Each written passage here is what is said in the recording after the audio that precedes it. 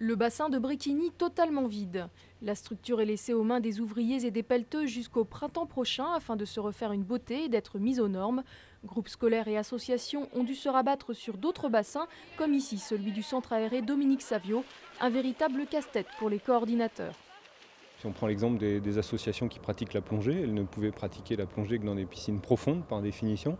Donc les associations qui allaient à Bréquigny ont pris la place des associations qui allaient à la piscine Saint-Georges. Et c'est comme ça que s'est constitué le jeu de chaise musicale, en essayant de répartir notre offre. Du coup, on fait des expériences.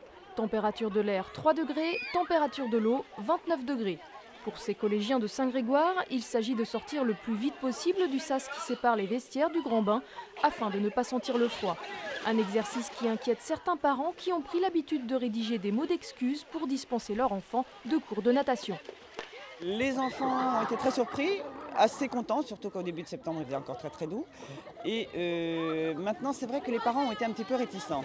Ils ne connaissent pas tellement le cadre, ils ont beaucoup de mal à s'imaginer que l'eau est très chaude. Et surtout, c'est pas dans nos habitudes. On le fait depuis longtemps à la piscine de Dinan, on le fait dans les stations de sport d'hiver quand on est en vacances, donc il n'y a aucun problème, l'eau est chaude, les vestiaires sont chauffés et quand on est dans l'eau c'est très agréable.